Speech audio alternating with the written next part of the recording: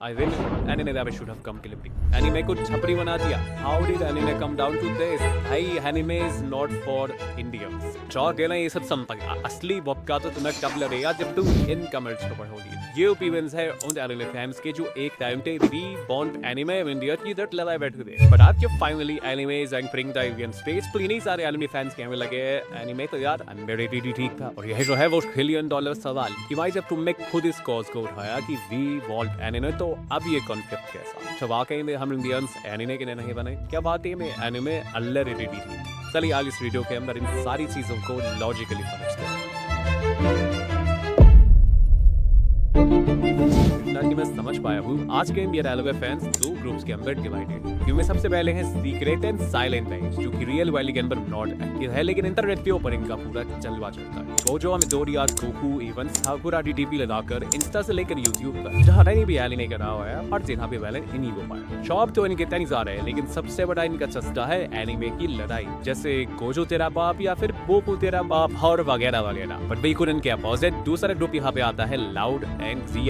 ये वाले anime fans एक स्टेप आगे बढ़ गए हैं और ये इंटरनेट और एपिसोड की दुनिया से भी देखना रियल वर्ल्ड में आते हैं. कॉस्प्लेइंग करनी हो या फिर किसी रैंक में ज्यादा हो, हर जगह ही दे पाया जा सकता है. And just because group number 2 बढ़ चढ़ के इवेंट्स एंड सोशल गैदरिंग्स में होते हैं, तो फिर इंटरनेट के ऊपर उनकी वीडियोस भी वायरल होती हैं. और वायरल वीडियोस के साथ शुरू होता है ग्रुप नंबर 1 का अटैक. 5 पॉजिटिव कमेंट्स तो 15 नेगेटिव रिमार्क्स और हर नेगेटिविटी में छुपा एक पंच इन द कैक जो या तो किसी कॉस्प्लेयर की बेइज्जती करता है या फिर किसी आर्टिस्ट का मजाक.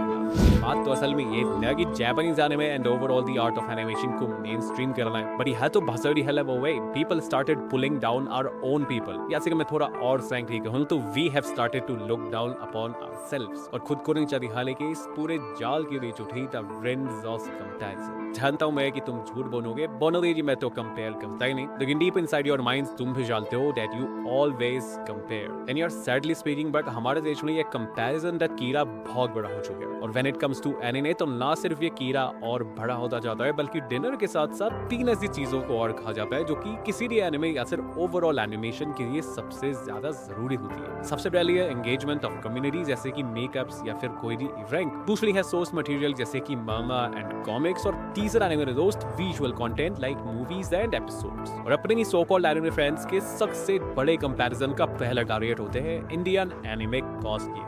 किसी लड़की या कॉस्प्ले देख किया तो सांजी बन के सिंथिंग अड्रेस किसी कोई बंदा सामने आ गया फिर तो भाई सीधा ही अप्रिशिएट कर लेंगे, कुछ नहीं बोलेंगे. मतलब इंडियन कॉस्प्ले दिखानी कि सीधा सैन डिएगो और टोक्यो से कंपैरिजन चल. बट टाइप करने को तो हमेशा रेडी था ही है कि उन्होंने तो यार अंडररेटेड ठीक था. इंडियंस आर डूइंग इंडियन अभी नहीं समझेंगे कि we are still relatively new to this. तो ये जो तो हर दिमाग में अमेरिकन इवेंट फॉर शिबुया की हैलोवीन पार्टी चल रही होती है ना, ऐसा नहीं है कि आत्मिका के बंदों में एनर्जी नहीं है. भाई मैं आपको सही बता रहा हूँ, Indians are one of those people जिनको पार्टी करने के लिए दारू भी नहीं चाहिए, गाला चला दो और इवेंट बन गया. But to make that whole event look gorgeous and just like those American and Japanese cons, अब में यार ये लोगों के पास 2 बड़ी चीजों की सबसे ज्यादा कमी है. पहला तो है उनके पास का टाइम और दूसरा है उनकी ग्रैब इनकम. और ये एक बहुत बड़ी चीज है कि कई सारे लोगों को लगता है कि जैसे बचपन में स्कूल में फैंसी ड्रेस बन के जाते थे ना, कॉस्प्ले बस वैसा ही कुछ होता है. बट तुम्हें अंदाजा नहीं है भाई कि कॉस्प्ले कितनी ज्यादा एक्सपेंसिव हॉबी हो सकती है. अरे तुम्हें इस बात का अंदाजा चाहिए ना तो यूट्यूब पर जाकर एक बार लिख देना आयरन लैंड कॉस्प्ले या फिर मास्टर चीफ कॉस्प्ले और तुम्हें दिखेगा जी बाहर के बम्बे कितना ज्यादा टाइम और कितने ज्यादा रिसोर्सेज लगा के अपनी कॉस्ट्यूम को बनाते हैं कि वो अफोर्ड कर सकते हैं यार. एंड जस्ट लाइक दैट यार, उन लोगों के कंपैरिजन में हमारे यहाँ के आर्टिस्ट या फिर हमारे यहाँ के लोगों का जो सर्कल है वो छोटा ही पड़ जाएगा. मतलब तुम ऐसे समझो यार कि अपने यहाँ पे बम्बे ना एक कॉन्स्टेंट बैटल में चलते हैं. बट अब तुम पूछोगे यार कि कौन सी बैटल, तो बैटल है भाई रूपी कमानी थी. घर से निकले तो ट्रैफिक की बैटल, जॉब या तो है नहीं और अगर मांगो लगते कुल लड़ी भाई फिर तो मिनिमम टाइप की wages with 8 hour shift plus 2 hours of travel. तो इतना कैसे कमाता है? कहाँ से बंदा कॉस्प्ले कॉस्ट्यूम बनाएगा? और अगर टाइम निकाल के कोई करता भी है तो अपने यहाँ के दूसरे एनिमे फैंस क्या बोलते हैं, ना भाई मजा नहीं आया, भाई तेरे बस का नहीं है, dam he look so.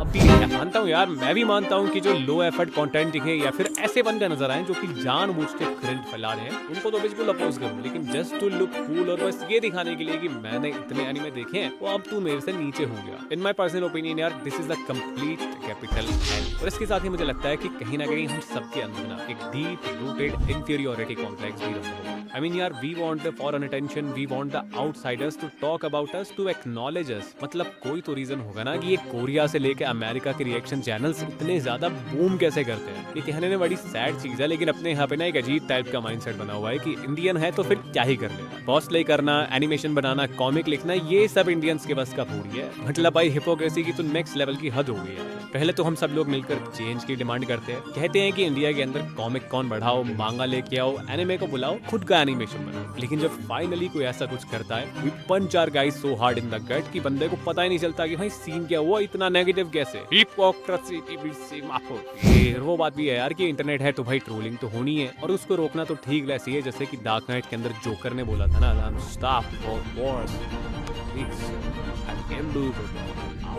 But जिस काम के लिए मैंने इस वीडियो को बनाया, समझ लो the whole thrust of the video is try to understand and try to support our own guys, है ना। सिर्फ कूल दिखने के लिए उस बैंड वेगन के अंदर सवार मत हो जाओ यार कि एनीमे तो अंडररेटेड ही ठीक है। भाई लिटरली यार इतने साल के एफर्ट्स के बाद फाइनली ये चीजें चेंज हो रही हैं। Finally we are starting to have anime on TV and on mainstream. और जैसे कि मैं हमेशा से कहता आया हूं, अगर हमें जापानीज एनीमे के साथ साथ इंडियन एनिमेशन को भी ग्रो और नेक्स्ट लेवल पर लेके जाना है, तो सबसे पहले तो हमें एज अ कंट्री अपने ऑडियंस को रेडी करना होगा। एक ऐसा इकोसिस्टम बनाना होगा जहां पे सपोर्टिव और अंडरस्टैंडिंग माइंडसेट। आपको इस बारे में क्या लगता है? आपको मेरी बातें सुन के इस वीडियो के ऊपर आपको क्या लगता है? कमेंट करके जरूर बताना। मैं अपनी सारी वीडियोस के ऊपर एक एक कमेंट को पढ़ता हूँ और हर संडे के ऊपर एक न्यू वीडियो अपलोड करता हूँ। तो अगर आपका मन करे हर संडे एक इंटरेस्टिंग वीडियो को देखने के लिए